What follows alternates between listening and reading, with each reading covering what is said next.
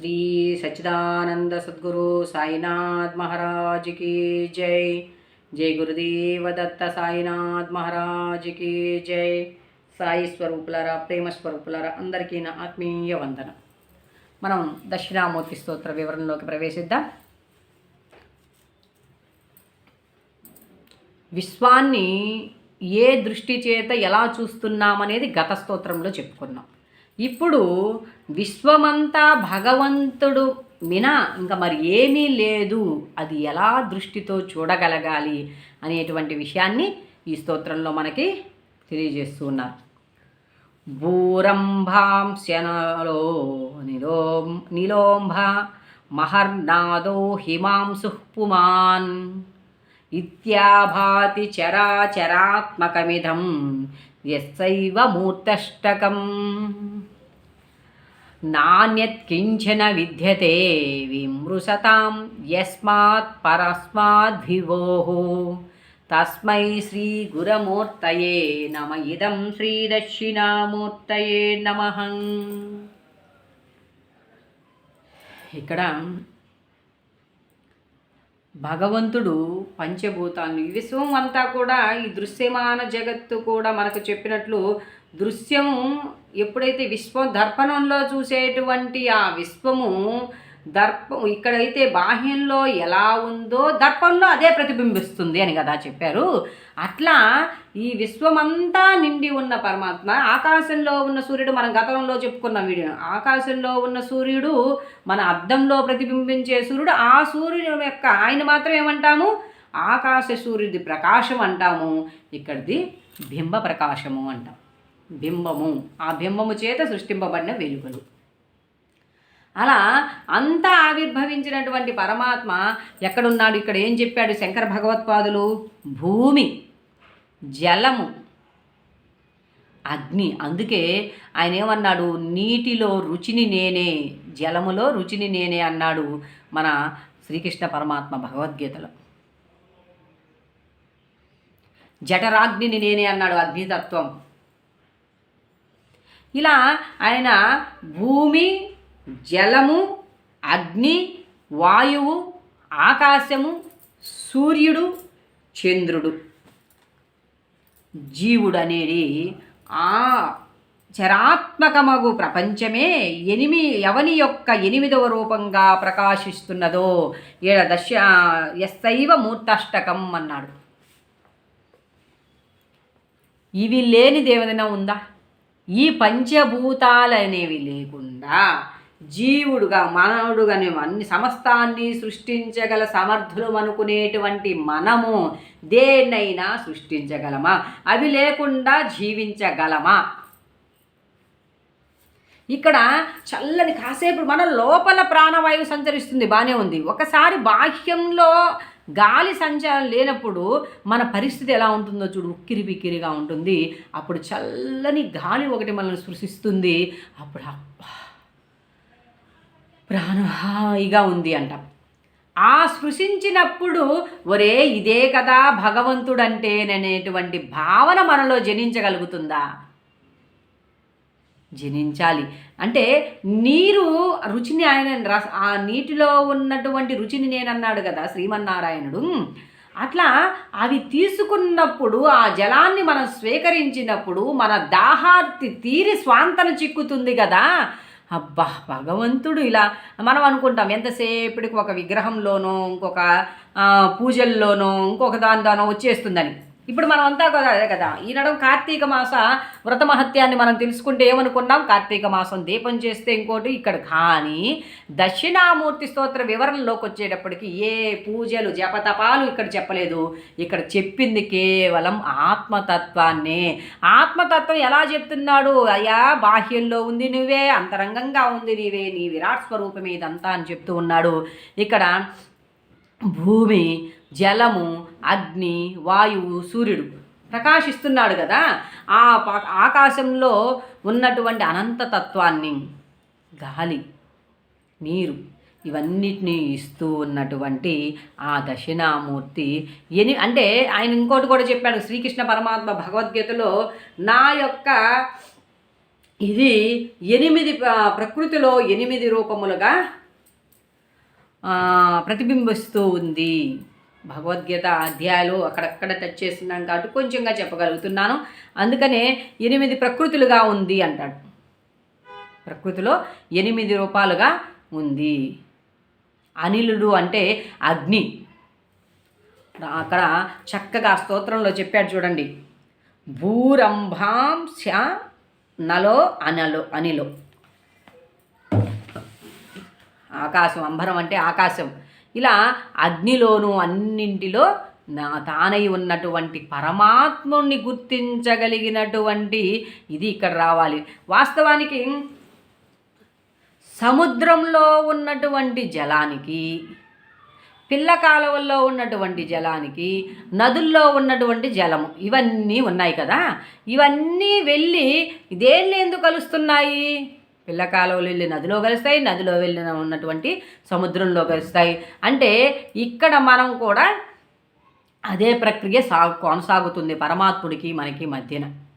సరే, హిమాలయాల్లో అదే జలము గడ్డలు గట్టి ఘనంగా మారుతుంది. అప్పుడు ద్రవంగా వెళ్తూ ఉన్నటువంటి నీరు ఆ మంచు గడ్డగా రూపాంతరం చెందినటువంటి నీరు వేరని మనం అనగలమా? అర్థమవుతుందా? అంటే రూపాంతర క్రియ జరుగుతూ ఉంది. అది ఘనమైంది, ద్రవంగా ఉన్నది ఘనమైంది. అలాగే జీవుడు కూడా తను దేహాన్ని ఆశ్రయించి ఈ ఇంద్రియాలతో అనేక రకాలైనటువంటి సంబంధ బాంధవ్యాలతో ఉన్న వీడు బుద్ధినిలో గురువును నిలిపి అంతర్ముఖుడైనప్పుడు, ఆత్మస్థితిలోకి ప్రవేశించినప్పుడు ఆ ద్రవంగా ఎలా అయితే ప్రవహించేటువంటి నీరు అయిందో అలా స్థిరత్వంతో కూడినటువంటి ఆత్మస్వరూపిగా మారుతాడు. మనం ఎక్కడెక్కడికో వెళ్ళి ఏదో చేయాల్సిన అవసరం లేదు. ఇప్పుడు మనకు మరలా రేపు ధనుర్మాసం ప్రారంభమైపోతుంది కదా. ఈ ధనుర్మాసంలో తెల్లవారుజాము తలకే వెళ్ళి చక్కగా స్వామి దగ్గర తిరుప్పావై పాసురాల గోదాదేవి స్వామిని ఆరాధించినటువంటి ఆరాధనా పద్ధతులను తెలుసుకుంటాం. అంటే ఏదో ఒక క్రియ చేస్తేనే మనకు పుణ్యం మోక్షం వచ్చేస్తుంది అంటే అది కాదు. కానీ అవన్నీ కూడా ఎందుకు చెప్పబడాయంటే మనం సత్కర్మలను ఆచరిస్తే అలాగైనా ఎలాగోలాగా అక్కడికి వెళ్తాము అని దానికి చెప్పబడ్డాయి. వాస్తవానికి అన్నీ నీడవుడే. ఇప్పుడు పంచభూతాలతో నిర్మితమైనటువంటి దేహంలో అన్నీ ఆయన నేనే అన్నాడు కదా. జలము, అగ్ని అన్నీ నేనే అయినప్పుడు ఆ విరాట్ స్వరూపం మనలోనే ఉంది కదా. మనకంటే అన్యం లేదు కదా. మరి ఎందుకు అన్యం అనుకుంటున్నాము? ఇదే మాయా పరిభ్రామిత. అందుకని నా యొక్క శక్తిని అంతటిని వీటన్నింటిలో నా 8 ప్రకృతులుగా ఉన్నాయి. వాటిని ఎవరైతే ఆ 8 ప్రకృతులుగా ఉన్నటువంటి భాషలుతున్న ఇంతవరకంతా దక్షిణామూర్తిని అది ఇది అంటూ చెప్పుకోండి. దీన్ని బోధించేవాడి అయ్యా, ఇప్పటి వరకు ఏ జ్ఞానాన్నైతే మాకు బోధించావో, ఏ తత్వాన్నైతే మాకు తెలియజేశావో అదే నీవై ఉన్నావు. ఇది గురువు దగ్గర శిష్యుడు వెళ్ళినప్పుడు గురువు చేసేటువంటి బోధనలు విని విని విని తన పరిణామక్రియ జరుగుతూ ఉన్నప్పుడు తనలో పరివర్తన వచ్చి ఇది వరకు ఉన్నటువంటి స్థితి నుంచి మరొక స్థితికి అతను మారినప్పుడు అప్పుడు అంటాడు, అయ్యా ఇది వరకు ఆయన గురువు, ఈయన శిష్యుడు. నాయన, ఏ జ్ఞానాన్నైతే ఇప్పటి వరకు నువ్వు నాకు అందించావో ఆ జ్ఞాన స్వరూపంగా ఆ జ్ఞానమే నీవై ఉన్నావు అని గ్రహించడమే ఇక్కడికి వచ్చేసరి సనక సనందాదులు కావచ్చు, మనం కావచ్చు, అందరం కూడా ఈ దక్షిణామూర్తి ఈ భూరంభ్యాసం అనేటువంటి స్తోత్రంలో ఆయన్ని ఈ సృష్టిలో మొత్తం అణువులో ఎలా ఆవరించి ఉన్నాడు పరమాత్ముడు అనేదాన్ని అవగాహన చేసుకొని ఇప్పుడు సరే ఇవన్నీ అన్యంగా ఎందుకు వస్తున్నాయనే దానికి కూడా మనం గ్రహించగలిగినట్లయితే ఆలోచన. ఇప్పుడు సముద్రం ఉంది, సముద్రం దగ్గరికి మనం వెళ్తాం. సముద్రం దగ్గరికి వెళ్ళినప్పుడు సముద్రంలో ఉన్న నీరు అలల రూపంలో ఎగిసి పడుతూ ఉంటాయి. అలలను మనం గమనిస్తూ ఉంటాం కదా. సముద్రం యొక్క గంభీరంగానే ఉంటుంది, కానీ అలల యొక్క తాకిడితో అబ్బా అలలు. అలాగే మన లోపల కూడా ఆలోచన కెరటాలనేటువంటివి ఎగిసిపడుతూ ఉంటాయి. అనేక రకాల ఆలోచనలు ఉత్పన్నమవుతూ ఉంటాయి. ఆ ఉత్పన్నమయ్యేటువంటి ఆలోచనలని ఆలోచన రహిత స్థితిలోనే నీవు నీ యొక్క సహజ స్థితిలో నిలవగలవు అని చెప్పి ఎంతోమంది మహాత్ములు ఉద్ఘాటించున్నారు కదా. ఆలోచన రహిత స్థితి ఎలా వస్తుంది? ఆ అలకు మధ్యన ఏర్పడుతున్నటువంటి ఒక గ్యాప్ ఎలా ఉందో అలాగే మన ఆలోచనకి ఇప్పుడు చూడండి, నేను ఇలా పెట్టాను. ఇలా పెడితే ఈ రెండిటి మధ్యన ఒక ఖాళీ ఉంది. ఆ ఖాళీలో ఏది అలాగే మన శ్వాసకి మధ్యన ఉన్నటువంటి ఆ యొక్క శూన్య స్థితి ఏదైతే ఉందో దాన్ని పట్టుకోగలిగినప్పుడు అది దాన్ని పట్టుకోవడం అంటే ఏమన్నా ఊరికే పరిగెత్తుకుంటూ వెళ్ళే కుందేలో గుమ్మ ఇంకేమన్నా నాది దాని వెంట పరిగెడుతూ దానికి పరిగెట్టడం కాదు, నిశ్చలంగా నీలోనికి నీవు ప్రవేశించడం. ఒక కొలనుంది, ఆ కొలనులో అది నిశ్చలంగా ఉంది. ఏదైనా అలా వేసినప్పుడు అనేక రకాల తరంగాలు ఆ నీటి నుంచి ఉత్పన్నమవుతాయి. ఆ తరంగానికి మధ్యన ఒక చిన్న ఖాళీలు ఏర్పడుతూ వస్తూ ఉంటాయి. మనం గమనించగలిగినట్లయితే ఆ ఖాళీని కానీ మనం దర్శించగలిగి దాన్ని కానీ, అందుకే శ్వాసను అనుసంధానమై శ్వాస మీద ధ్యాస ఉంచితే లోనికి వెళ్ళే శ్వాస, బయటకు వచ్చే శ్వాస, ఈ రెండిటి మధ్యన లోనికి వెళ్ళేటప్పుడు బయటకు వచ్చేటప్పుడు ఉన్నటువంటి ఆ సంధి ఉందే, దాన్ని కానీ గ్రహించగలిగినట్లయితే మనం చక్కగా ఈ అనంతంగా నిండి ఉన్నటువంటి ఆ భగవంతుడి స్థితిలోకి మనం ప్రవేశించవచ్చు. ఇప్పుడు అలా చూస్తూ రాగా ఇప్పుడు బాహ్యంలో ఉన్నవారు ఇప్పుడు నేను శూన్య స్థితికి వెళ్ళి నాలో ఉన్నటువంటి ఆ చైతన్యాన్ని దర్శించుకున్నప్పుడు నాలో ఏ చైతన్యం అయితే ప్రకాశిస్తుందో ఇక్కడ అంతా కూడా అదే ఉంది. దీన్నే భగవంతుడు విశ్వరూప సందర్శన యోగము అనేటువంటి ఒక అధ్యాయాన్ని భగవద్గీతలో మనకు అందించారు.